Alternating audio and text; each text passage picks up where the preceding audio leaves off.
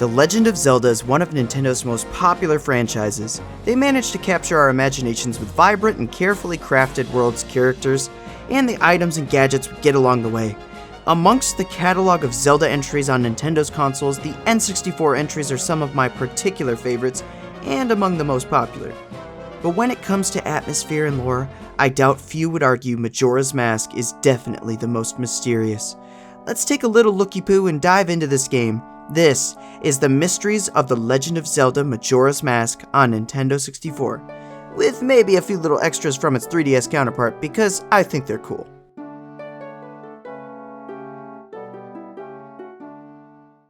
Termina. There is lots of speculation as to where Termina actually is. The world itself is referred to in the manual as a parallel world, and that some of the people look familiar at first glance. The biggest theory out there is that Link has died and that he's going through the 5 stages of grief. So this is sort of his own personal limbo, I guess? I think there's a different explanation. Throughout the Zelda series, and specifically Ocarina of Time, we have the Lost Woods, the area we initially meet Skull Kid in Ocarina of Time. In the beginning of Majora's Mask, Link is actually on a journey looking for Navi. It makes sense that this is where Link was searching for Navi since the fairies live in the forest. And listen to this, it's been stated that people who wander the Lost Woods for too long can turn into a monster such as a Skull Kid, a Stalfos, or a Deku Scrub. Which is exactly what happens to Link when he's chasing Skull Kid. It's implied that Majora's Mask changes him, but are we sure? Perhaps it can utilize the curse magic of the forest and just accelerated the process. As we progress chasing after Skull Kid, we enter a passageway that seems to warp us to the clock tower. So Termina is another dimension, and it's accessed via the Lost Woods, if you're lucky enough to find the path. People in the past navigated to this path and started civilization in the world on the other side. People of all species and cultures. And not to mention, it still happens and people randomly show up sometimes. Majora's origin. Majora's Mask is clearly some cursed and possessed mask that has its own end goals. It heavily influences anyone who dons it to act upon their own negative feelings, and pushes them until they want to enact Majora's goal of crashing the moon down and destroying all life. In fact, we learn at the beginning the mask was used by an ancient tribe in its hexing rituals. Skull Kid himself isn't evil, but a bit mischievous. He was just lonely in the end and thought he was abandoned by his friends. The power of Majora's influence can't be understated. But the question is, who was Majora and why does he have this ambition to destroy the world? There is a non-canon manga released for Majora's Mask where we learn Majora is actually a dragon that is wearing wish-granting armor, and that the mask was carved from the armor after being stolen. A very interesting backstory, but it's technically non-canon, so we can only base Majora's origin off of what we know. It appears on the moon there are children who bear the same masks as the bosses in every dungeon, including Majora. Is this child Majora? All of the moon children are representative of the bosses we fight. Is the child a spirit? The ghost of a sibling of the Happy Mask Salesman? The Happy Mask Salesman himself? An alien? A manifestation of the mask? But at the very least, this may be how Majora sees himself. Could it also be possible the ancient tribe being referred to is connected to the Twilight and Twilight Princess? Which would explain why they vanished. Aliens. On Romani Ranch we encounter them. It's pretty dark that these beings are only referred to as they or them. These creatures come to abduct the cows from Romani Ranch, and if you fail to stop them, they will actually abduct Romani herself. But don't worry, they will bring her back. Eventually. These creatures' designs are based on the Flatwoods monster in folklore, and these are nightmarish looking for sure. I think it's a very interesting detail that we can have aliens in a Zelda game. Could this have more implications, like where the 3 goddesses come from? Could this further back the children on the moon being actual aliens rather than spirits? One thing's for sure, we have to stop them at all cost. Somebody call Star Fox!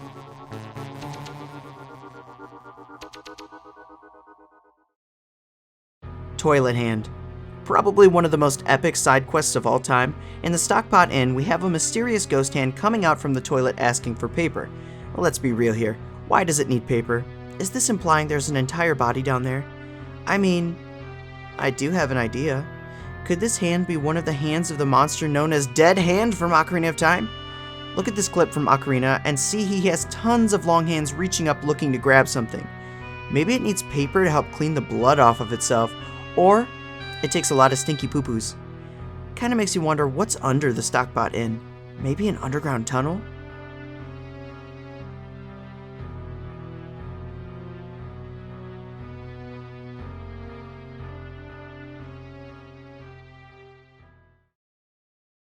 The Fierce Deity Mask.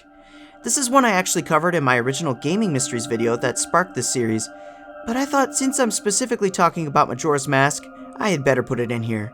So let's recap. Majora's Mask is a mysterious mask that is stolen from the Happy Mask salesman by Skull Kid and immediately sets him on a mission to destroy Termina. But why? Look to the end of the game where we are visiting the 4 children with masks on the moon.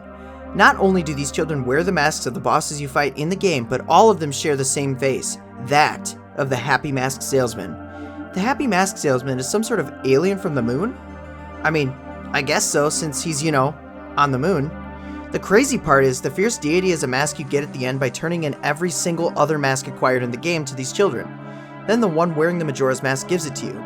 This is where I believe the objective to destroy Termina comes from, as the text reads, could this mask's dark powers be as bad as Majora's? So, dark powers, not good.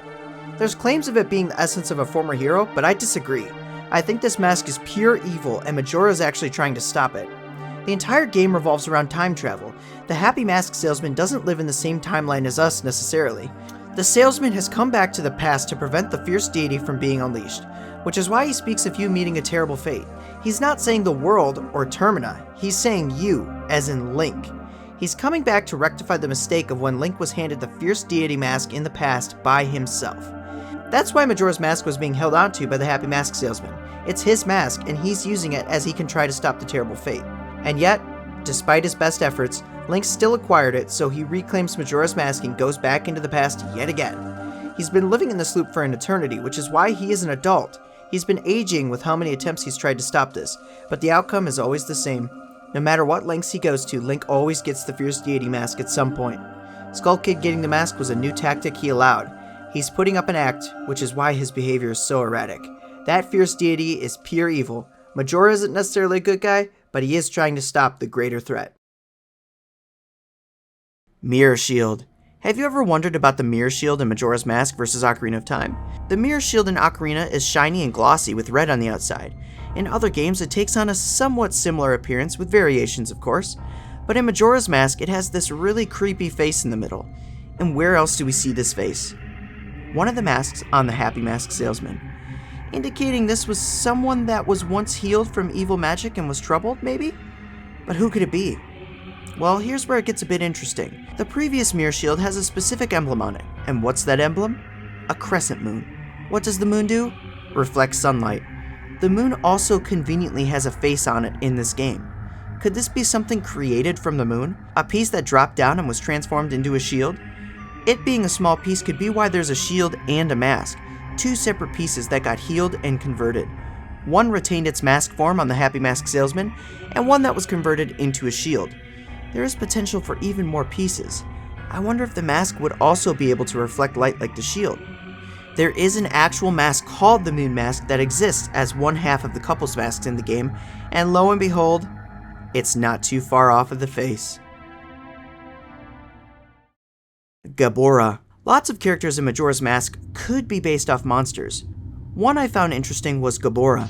There's a type of yokai in Japanese folklore called an Ippondetora, and it's said that it resembles a master blacksmith who lost the use of one of its eyes from years of staring at the intense flames, and it also says it lost the use of one of its legs, but that doesn't seem to be the case here. It's very likely though that this creature is that same monster, having one working eye and being a master blacksmith. Or at the very least, it's based off of it. He is never able to say anything clearly either. It's very interesting how Zabura gets him to do his bidding. I wonder what he looks like under the mask. And now, some really dope Easter eggs. In the Astral Observatory, if you break this small pot, you can see a drawing of a dolphin underneath. Most likely, this is referencing the codename of the upcoming GameCube, which was the Dolphin.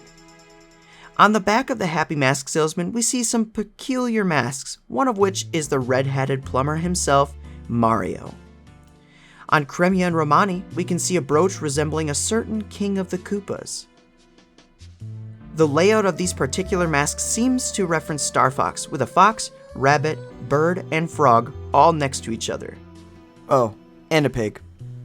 The Zora Band each play specific Zelda songs when entering their personal rooms. We can hear the Dungeon and Game Over theme from the original Legend of Zelda, and the Cave theme from A Link to the Past. On the 3DS version in the Bomb Shop, we can see another Nintendo GameCube reference. This one is actually really awesome to me. That's a straight up GameCube with a Game Boy player underneath.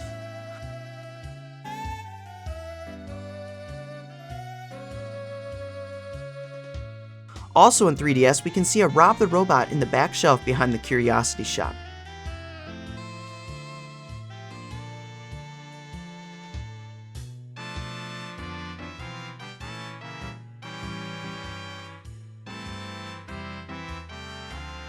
There are a few more Easter eggs like Ganon's horse in Romani's room and a stone Wii remote in the Goron Elder's son's room.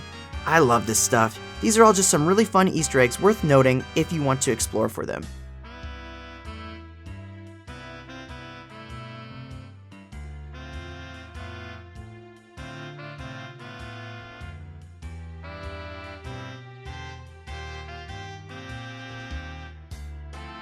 Well, that's all I have for you.